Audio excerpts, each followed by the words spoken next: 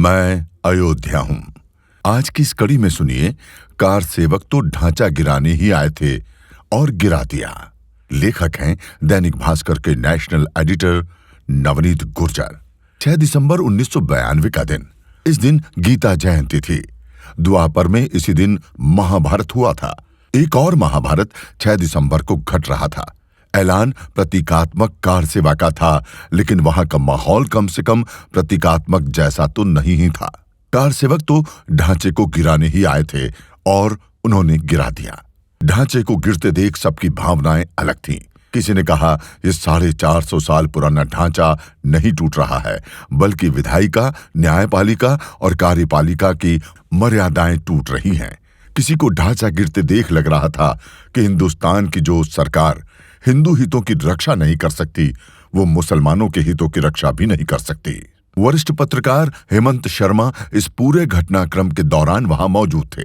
उन्होंने लिखा, इस दिन सुबह से ही विवादित परिसर के पास एक चबूतरे पर पूजन सामग्री लेकर कोई 150 साधु उपस्थित थे।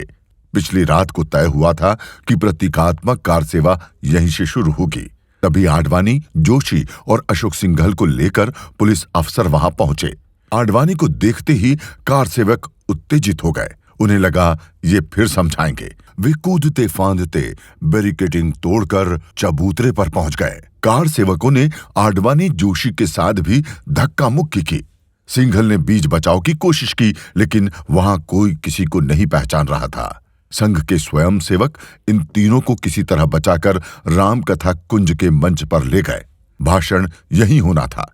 ढांचे का मुख्य द्वार पहले ही बंद हो चुका था, पर कौन जानता था कि ये द्वार आखिरी बार बंद हो रहे हैं। रामकथा कुंज से भाषण शुरू हो चुके थे। कोई 1 लाख कार सेवक सुन रहे थे। सभी नेता प्रतीकात्मक कार सेवा का रुख ही बयां कर रहे थे, लेकिन सब के सब ढांचे की तरफ उंगली बताकर उसे गुलामी का प्रतीक बता रहे थे। थोड़ी ही देर में कार सेवकों ने पुलिस बल पर पथराव शुरू कर दिया। पथराव के बीच कोई 200 लोग परिसर में घुस गए। पलक झपकते ही 2 से 400, 400 से 1000 और कुछ ही देर में लगभग 25,000। सैकड़ों लोग गुंबदों पर चढ़ गए और कोई 25,000 नीचे। सुरक्षाकर्मी थोड़ी ही देर में परिसर से बाहर आ गए। यानी करीब 12, साढ़े 12 बजे पूरा परिसर कार सेवकों के हवाले हो गया। तमाम नेता हक्का बक्का। सुरक्षाकर्मी मुंह ताकते रहे। कोई चारा भी नहीं था। इतने में जो इधर उधर भाषण सुन रहे थे, करीब 1 लाख कार सेवक भी ढांचे की ओर बढ़ गए। आडवाणी कार सेवकों से लौटने की अपील कर रहे थे। इसे बेअसर देख सिंघल ने माइक थमा। उन्होंने कहा, विवादित ढांचा मस्जिद नहीं, मंदिर ही है। इसे नुकसान ना पहुंचाएं। आपको रामलला की सौगंध है। इसका भी कोई असर नहीं हुआ। स्थानीय पुलिस और प्रशासन मूक दर्शक थे। कंट्रोल रूम में एक अधिकारी आंखें बंद कर राम नाम जप रहे थे। जब आंखें खुलती तो वे ढांचे की तरफ देखते और कहते, अभी तो बहुत बाकी है। फिर राम नाम जपने लगते। प्रधानमंत्री का फोन बार बार विनय कटियार के पास आ रहा था। वे उठा नहीं रहे थे। सिंघल ने कहा, फोन उठाते क्यों नहीं? तो कटियार तपाक से बोले, किस मुंह से फोन उठाऊं? इस बीच जैसे ही पहला गुंबद गिरा, आडवाणी, सिंघल, जोशी और कटियार वहां से चले गए।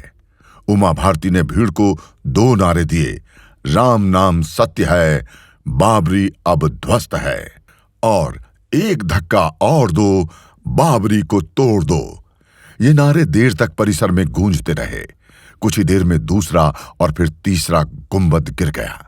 अब कार सेवक पूरी जमीन को समतल करने में जुट गए ताकि रामलला को अस्थायी मंदिर में विराजित कर दिया जाए। इस बीच सिंघल के कहने पर कटियार ने प्रधानमंत्री का फोन उठा लिया। राव बोले, जो हुआ अच्छा नहीं हुआ, अब आप मदद कीजिए। 16 रेलगाड़ियां भेज रहा हूं। अयोध्या को तुरंत कार सेवकों से खाली करवाइए। अब तक राष्ट्रपति शासन नहीं लगा था। लगता है केंद्र और राज्य सरकार दोनों ही अस्थायी मंदिर बनने के लिए समय काट रही थी। कल्याण सिंह इस्तीफा दे चुके। उसके कुछ देर बाद केंद्र ने उन्हें बर्खास्त करने की सिफारिश की। बाबरी ध्वंस और अस्थायी मंदिर में रामलला को स्थापित करने के बाद भी 6 दिसंबर की पूरी रात 1 लाख कार सेवक परिसर में डटे रहे। उन्हें डर था कि रामलला की मूर्ति हटाने की कार्रवाई न हो जाए।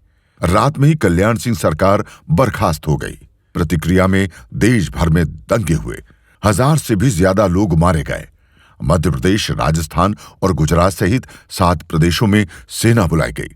देश के कई शहर कई दिनों तक कर्फ्यू के साए में रहे। उधर ढांचा गिरने के 24 घंटे बाद तक सुरक्षा बल परिसर की ओर बढ़ने की हिम्मत नहीं जुटा पा रहे थे। दूसरे दिन ऑपरेशन फ्लश आउट से पहले कटियार को प्रधानमंत्री का संदेश मिला कि हम कार सेवकों पर बल प्रयोग नहीं करना चाहते, परिसर खाली कराएं। इसके बाद रात में कार सेवा समाप्ति की घोषणा हुई। आज के अंक में इतना ही। कल सुनिए, अयोध्या की राजनीति में पंचिंग बैग बन गए थे नरसिंह राव।